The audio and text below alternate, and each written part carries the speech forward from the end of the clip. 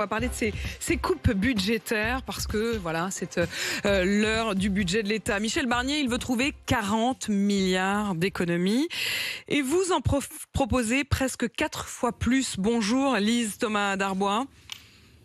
Bonjour. Vous êtes la directrice des études de l'Institut Montaigne. Les deux principales mesures que vous proposez, ça concerne les retraites. D'abord sur l'âge légal de départ, dites-nous. Oui, en effet. Alors, on propose pas, on identifie 150 milliards d'euros de dépenses à économiser supplémentaires. On a effectivement cette proposition de reculer l'âge minimum de départ jusqu'à 66 ans à l'horizon 2050, qui générerait 30 milliards d'euros d'économies.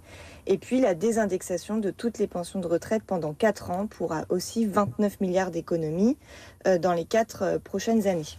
Oui, alors évidemment, si on arrête de payer les gens, on va faire des économies, c'est sûr. Mais enfin, cette histoire d'indexation, vous l'avez vu, politiquement, c'est totalement explosif. Michel Barnier avait d'ailleurs dit qu'il allait repousser le moment simplement de la revalorisation des retraites. Et immédiatement, le parti Les Républicains lui ont dit, dans ces cas-là, on ne te soutient pas. Il a déjà reculé rien que là-dessus, sur le fait de le reculer, de reculer cette indexation de quelques mois. Oui, complètement. Alors, encore une fois, on a fait cet exercice, juste pour donner un petit peu de contexte, on a identifié 150 milliards d'euros. L'objectif de l'exercice n'était pas tant de proposer des mesures irréalistes et infaisables d'ailleurs. On le montre bien, ce sont des mesures individuellement qui ne sont pas forcément toutes souhaitables. En revanche, il y a ce gisement d'économie. Nous, ce qu'on dit, c'est qu'effectivement, il ne faut pas miser sur la fiscalité ou sur une hausse de la fiscalité. La France est déjà bien trop avancée en la matière. On a en revanche des pôles de dépenses. Les retraites, c'est 1/4 des dépenses publiques. La santé aussi. Les prestations sociales représentent dans leur ensemble 40% de la dépense publique. Mais enfin, vous n'allez pas demander aux gens de payer des impôts et de ne plus avoir ces services publics en contrepartie. Absolument pas du tout. Il y a simplement une efficacité de la dépense à avoir. Il y a des arbitrages politiques. On le dit bien dans la note, pour chacune des catégories de dépenses, que ce soit les retraites, la santé, l'emploi, les dépenses fiscales aussi, les niches fiscales. Il y a à chaque fois des parties prenantes et des arbitrages politiques à mener. Ce qu'il faut, c'est construire un projet, un modèle de société et un projet de société dans lequel, effectivement, chaque partie prenante consentira à pouvoir avoir un effort, ce qui n'est actuellement pas véritablement le cas quand on demande à toutes et tous de consentir à un effort pour une vision qui n'existe pas. Alors, ce que je trouve intéressant, c'est qu'effectivement, il y a une partie un peu bombe sociale, comme je le disais, sur la question de vos propositions choc sur les retraites. Mais il y a une partie qui, politiquement, serait sans doute plus facile à faire passer pour Michel Barnier, c'est la question des niches fiscales. Vous estimez, dans votre note, que la plupart des niches fiscales sont en réalité inutiles. À quoi faites-vous allusion ?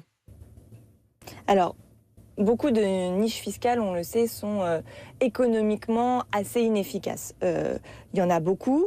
Il y en a qui reposent, il y a des niches fiscales et sociales qui reposent sur les ménages, d'autres sur les entreprises, dont on parle d'ailleurs un petit peu plus, par exemple sur le crédit impôt recherche, qui est particulièrement défendu par les entreprises.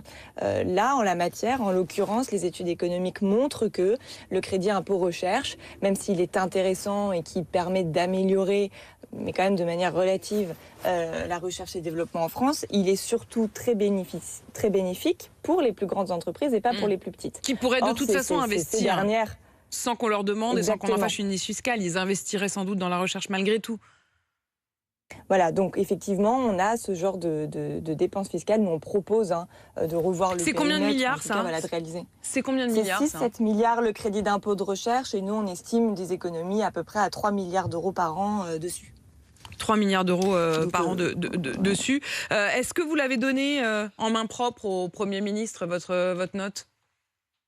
Pas encore. On l'a publié ce matin et effectivement, on l'enverra et on la transmettra à l'ensemble, au gouvernement, mais surtout aux parlementaires qui, évidemment, sur les semaines qui vont venir, vont débattre de ce projet de loi de finances qui sera présenté au Conseil des ministres jeudi. Et vous espérez évidemment qu'ils s'en inspireront, qu'ils y piocheront au moins quelques idées.